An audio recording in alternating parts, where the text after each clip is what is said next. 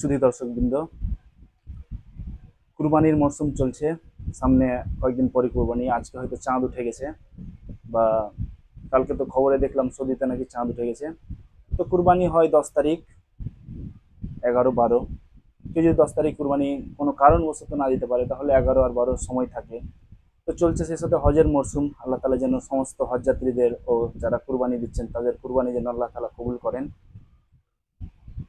আমিন সুম্মা আমিন। তো তোমাদের সামনে আমি বসেছি একটা গল্প শোনানোর জন্য। ঠিক গল্প নয়, এটা একটা ওয়াকিয়া, বা এখানে কোনো ইসলামিক একটা সাবাক বা একটা অলৌকিক ঘটনাও বলা যেতে পারে। তো গল্পটা হলো এরকম যে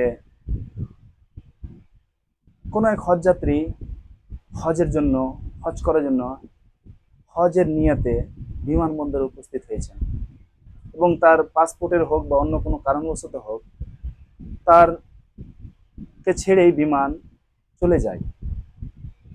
সে কান্নাকাটি করতে থাকে। লোকটা ওখানে বসে প্ল্যাটফর্ম বা বিমানবন্দরে যে সিটগুলো আছে সেগুলোতে বসে কান্নাকাটি করছেন। সে সময় বিমানবন্দরে যে সমস্ত স্টাফগুলো রয়েছে তাকে কি সবুর দিতে লাগলেন, বা ধৈর্য ধারণ করতে লাগলেন, বা কান্না থামানোর জন্য তাকে কিছু সান্ত্বনা দিতে লাগলেন। বললে হয়তো আল্লাহ তালা আজ এবারের মতো তোমার হজ হয়তো কবুল করেনি বলে আল্লাহ তালা হয়তো আপনাকে ডাকেননি। তো সে লোকটা বললো, না, আমি তো বাড়ি থেকে সুন্দরভাবে হজের নিয়েতেই বেরিয়েছিলাম, এবং আল্লাহ যদি চাই সে বিমান ফেরত আসবে। এবং আল্লাহর কি রহমত, সত্যি সত্যি সে বিমানটি কিছুক্ষণ পর ফেরত এসে বিমানবন্দরে নামলো আর কি। যান্ত্রিক গোলত্রুটির কারণে, যান্ত্রিক কোনো গোলযোগ সৃষ্টি হয়েছিল, তার কারণে বিমানটা আবার ফিরে এসে প্ল্যাটফর্মে এসে দাঁড়ালো।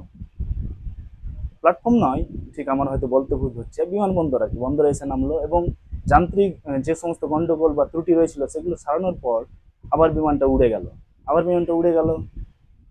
তারপরে দ্বিতীয়বার আবার ফেরত আসলো। সেই হাজিটার কিন্তু পাসপোর্টের জন্য গন্ডগোল ছিল, তাকে তো কি করে নিয়ে যাবে, যান্ত্রিক ত্রুটি ছিল বলে বিমানটা ফেরত এসেছিল। এবং বিমানটা সারানোর পর আবার উড়ে চলে গেল। দ্বিতীয়বার আবার ফিরে আসলো, এবং আবার সে সমস্ত যন্ত্রপাতি যে সমস্ত মানে খারাপ আর কি ছিল সেগুলো মানে মেরামত করার পর আবার উড়েতে যাচ্ছে। তখন পাইলট বললো যে না, আমি যাব না। দেখো, ওই বিমানবন্দরে একজন হাজি সাহেব বসে আছেন, ওনাকে না নিয়ে উঠবো না। যখন ওই হাজিটাকে নেওয়া হলো, বিমান সুন্দর করে হজের উদ্দেশ্যে বেরিয়ে গেল। তো আল্লাহ তাআলার কি রহমত, লোকটা সঠিক নিয়তে এসেছিলেন বলে তার জন্য আল্লাহ তাআলা বিমান ফেরত নিয়ে এসেও তাকে হজ করালেন। আমিন। আল্লাহু আকবার। আল্লাহ বেহতর জানেন কার নসিবে কত কি রয়েছে। আসসালামু আলাইকুম।